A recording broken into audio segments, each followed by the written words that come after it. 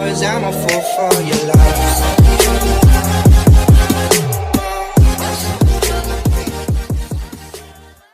Hello friends, आज के इस वीडियो में हम लोग पढ़ेंगे रियल नंबर के बारे में।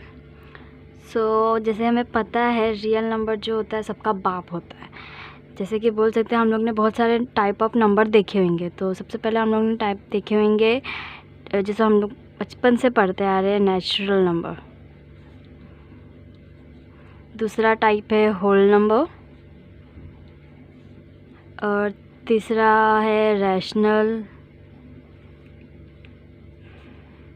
इरेशनल। हम लोग ने ये सब देखे होंगे नंबर, पहले देखे मैथ्स में पढ़े हम लोग ने। और फिफ्थ है इंटीजर। तो ये सब नंबर हम लोग ने बचपन से पढ़ते आ रहे हैं। तो ये सब नंबर जो है, सब नंबरों को हम लोग बोल सकते हैं कि वो रियल नंबर है। तो मतलब रियल नंबर में ना सब नंबर आ जाते हैं। तो जैसे नेचुरल नंबर हम लोग को मालूम है 1 से स्टार्ट होता है। होल नंबर मालूम है हम लोग को 0 1 से स्टार्ट होता है। रैशनल नंबर क्या होता है? जो फ्रैक्शन में हो, p/q फॉर्म में हो, मतलब फ्रैक्शन में हो, अपॉन में हो, डिनोमिनेटर न्यूमरेटर में हो। इरेशनल नंबर भी सेम होता है, बट ये दोनों सेम ही है। बट फ़र्क ज़रा सा क्या होता है, ये जो रैशनल नंबर होता है मतलब जो फ्रैक्शन होता है वो लिमिट तक रहता है, फाइनाइट रहता है, और ये जो रहता है वो इनफाइनाइट रहता है। इसका एग्जांपल हम लोग पाई ले सकते हैं। जैसे पाई की वैल्यू होती है 3.4 और जो चलता रहता है 1 2 3 4 एंड देन स्टॉप ही नहीं होता है, वो वैसा होता है। बट यहाँ पर अगर देखा जाएंगे, अगर हम लोग 4/2 तो ये एक रैशनल नंबर है, बट अगर इसको डिवीजन करेंगे तो हमें 2 आ गया, ये स्टॉप हो गया, तो ये फाइनाइट नंबर हो गया। इंटीजर हमारा नंबर लाइन हो गया, इसमें हमारे नेगेटिव नंबर, हमारे पॉजिटिव नंबर सब आ जाते हैं। तो ये इंटीजर हो गया। ये जो पांचों नंबर है वो किसके अंडर में आ जाता है? रियल नंबर के। तो रियल नंबर बोल सकते हैं कि हम लोग सबको अपने अंदर ले लेता है वो, मतलब सब जितने भी नंबर कहलाते हैं ना वो सब रियल नंबर कहलाते हैं। तो आज इसके बारे में पढ़ेंगे। एक्सरसाइज से स्टार्ट करते हैं। तो पहले हम लोग सीखते हैं टर्मिनेटिंग एंड नॉन टर्मिनेटिंग क्या होता है। तो टर्मिनेटिंग और नॉन टर्मिनेटिंग नाम से ही समझ में आ रहा है कि टर्मिनेटिंग मतलब कहीं पे जाके टर्मिनेट हो रहा है, और नॉन टर्मिनेटिंग उसका अपोजिट हो गया ऑब्वियस है। नॉन टर्मिनेटिंग मतलब कि वो टर्मिनेट नहीं हो रहा, मतलब ख़त्म नहीं हो रहा है, वो चलता ही जा रहा है। टर्मिनेट का मतलब क्या होगा कि कहीं ना वो रुक रहा है और कहीं ना कहीं वो ख़त्म हो रहा है।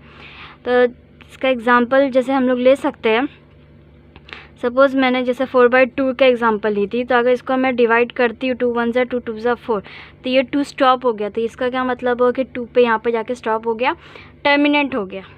और वैसे ही अगर कुछ दूसरा नंबर लेती हूँ, सपोज़ 10/5, तो अगर ये भी लेंगे तो हम लोग को ये भी मालूम कि ये भी स्टॉप हो जाएगा। और सपोज़ अगर मैंने नंबर ली 3/6, 6 तो टेबल से आता है, सपोज़ 11 ले ली, तो 3 1 ज़ा 3 3 ज़ा 9, बचा 2, देन पॉइंट लगा 26, फिर 2 बचा, फिर 6, 18 आया, तो 6 चलता ही जा रहा, मतलब रुक ही नहीं रहा है। तो ऐसे नंबर को हम लोग क्या बोल सकते हैं कि वो रुक नहीं रहा है, टर्मिनेट नहीं हो रहा है। तो इसका मतलब क्या हुआ? वो नॉन टर्मिनेटिंग हो। बट जहाँ पर जो नंबर रुक जा रहा है एक जगह पे, एक पॉइंट पे जाके, उसको टर्मिनेटिंग नंबर बोलेंगे। तो इससे कंक्लूड क्या निकलता है? अगर डिनोमिनेटर में तुम्हारा ये जो डिनोमिनेटर है और ये न्यूमरेटर है, तो डिनोमिनेटर में जो है ना तुम्हारा अगर नंबर 2 या तो 5 रहा ना, तो वो तुम्हारा हमेशा टर्मिनेटिंग रहेगा, मतलब एक ना एक पॉइंट पे जाके ना वो स्टॉप हो ही जाएगा। बट अगर डिनोमिनेटर में कुछ और नंबर रहा 2 और 5 के बाद अलावा, तो वो नॉन टर्मिनेटिंग में कहलाएगा। तो एग्जांपल लेते हैं हम लोग। सपोज़ हम लोग 2/11 सपोज़ हम लोग लिए, तभी मालूम है हम लोगों की डिनोमिनेटर में क्या है? 2 और 5 नहीं है। तो डिवाइड करते हैं, तो सपोज़ हम लोग ने 2 से लिए, 2 1 ज़ा 2 5 ज़ा 10, सॉरी सपोज़ हम लोग 11 से लेते हैं।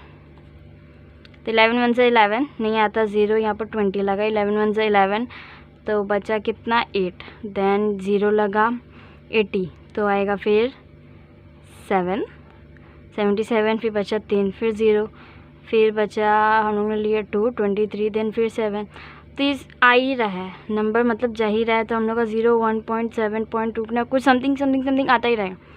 तो ये क्या हो जाएगा हमारा नॉन टर्मिनेटिंग, क्योंकि वो रुक ही नहीं रहा है एक पॉइंट पे जाके।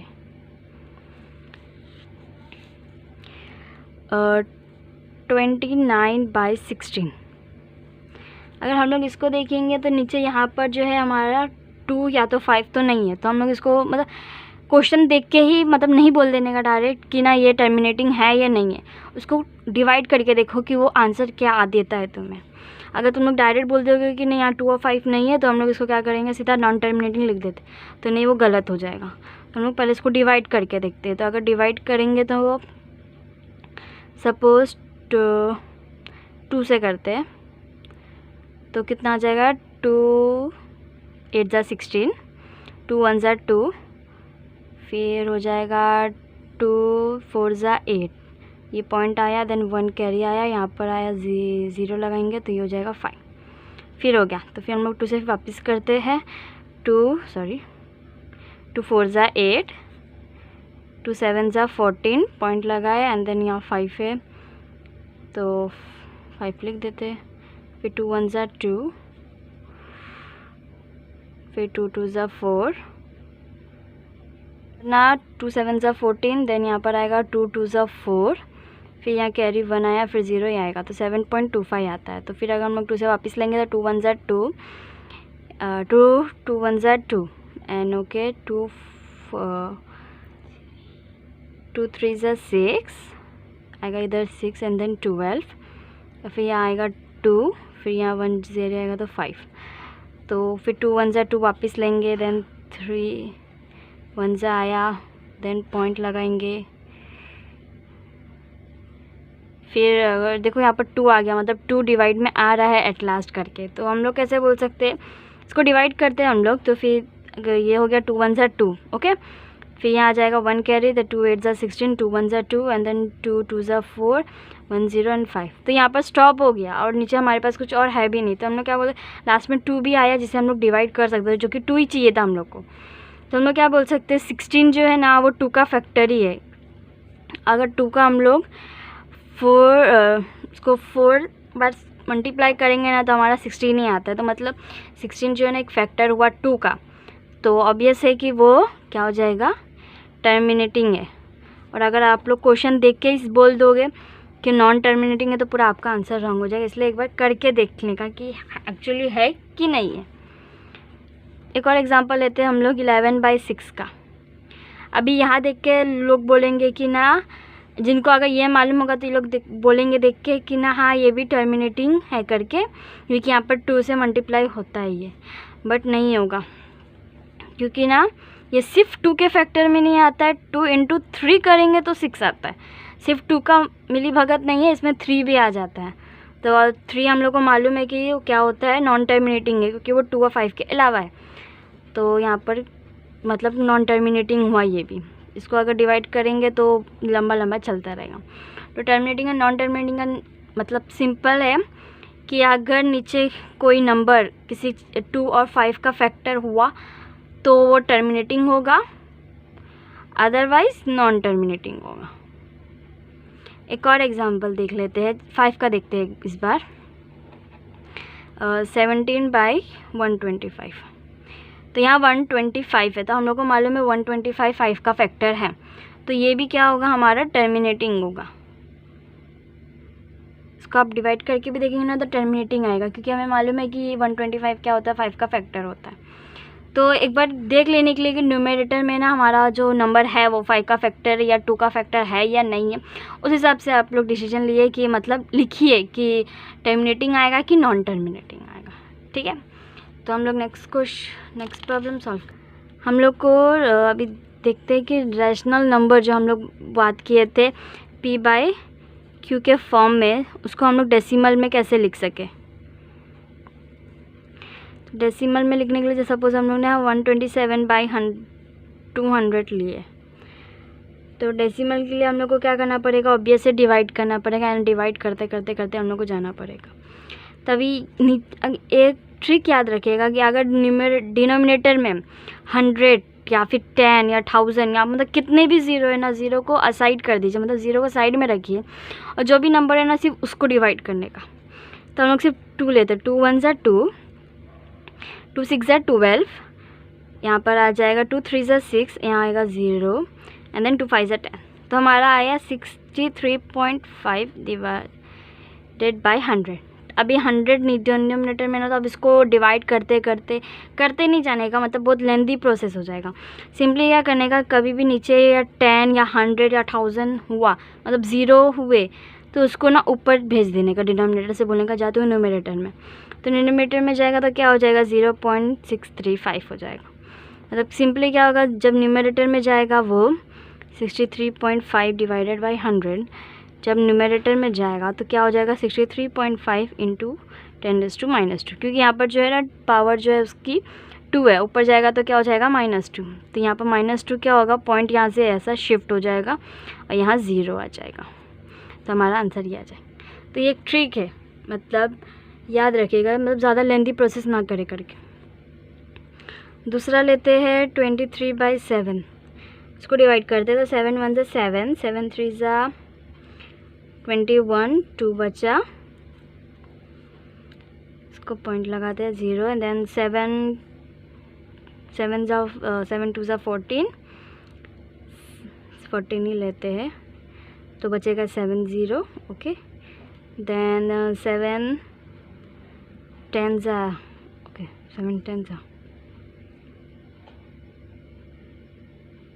करने में थोड़ा कन्फ्यूजन होता है, कहाँ ज़ीरो लगाना है कहाँ नहीं लगाना है। तो इससे बेटर है कि हम लोग एक और मेथड देते हैं जो हमारा बचपन का मेथड है, इससे हम लोग सॉल्व करते हैं। तो 7 को हम लोग को 23 से डिवाइड करने का था। हम लोग क्या करेंगे, पहले तो 7 3 ज़ा लेंगे, 21 आया, माइनस किए तो हमारा आंसर कितना आया, 2 आया।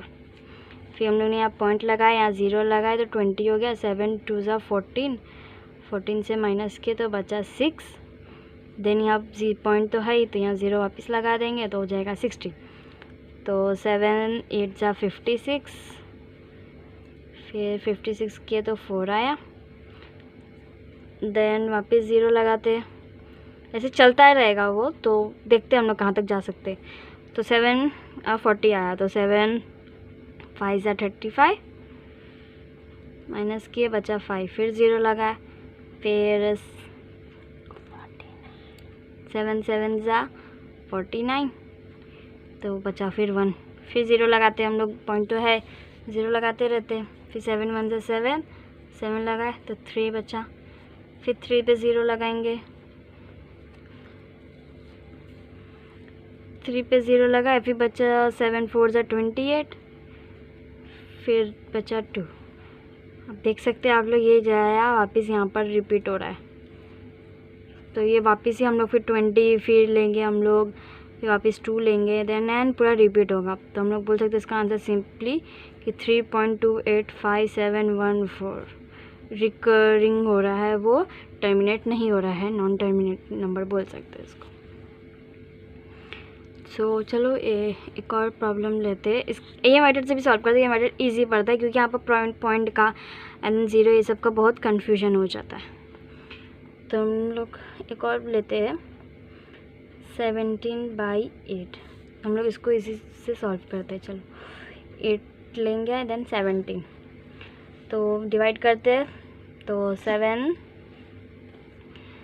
2 ज़ा 16, बचा 1 एंड देन यहाँ 0 लगाते थे। 8 1 ज़ा 8, बचा 2, देन 0 लगाते थे।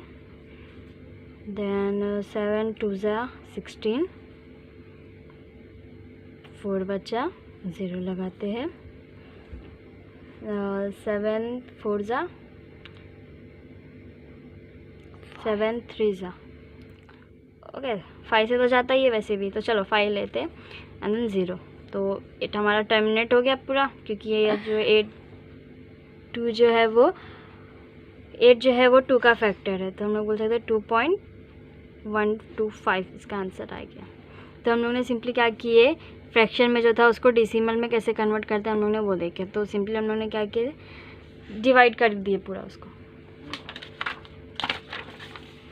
सो आज के लिए बस इतना ही। आज के इस वीडियो में हम लोग देखें कि रियल नंबर बाप किस किस का है, उसके बेटे कौन कौन है। तो नेचुरल नंबर है, होल नंबर है, रैशनल नंबर, इरेशनल नंबर है, इंटीजर, सब उसके बेटे हैं बोल सकते हैं। एंड हम लोगों ने पढ़ा कि टर्मिनेटिंग एंड नॉन टर्मिनेटिंग क्या होता है।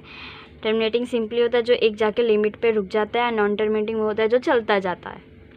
एंड सेकेंड हम लोग ने पढ़े कि हम लोग फ्रैक्शनल को डेसिमल में कैसे कन्वर्ट कर सकते हैं और उसके क्या मेथड है। तो हम लोग ने डिवीजन का एक मेथड लिया जो हम लोग बचपन में कैसे करते थे, एंड देन ऐसा नॉर्मली भी डिवाइड कर सकते हैं। उसमें कन्फ्यूजन अवॉइड करने के लिए हम लोग ये मेथड अप्लाई करते हैं। So thank you for watching my video पसंद आई होगी तो प्लीज़ लाइक करें, कमेंट करें और अपने दोस्तों के साथ ज़रूर शेयर करें, और कोई भी डाउट हो तो कमेंट सेक्शन में लिखिए।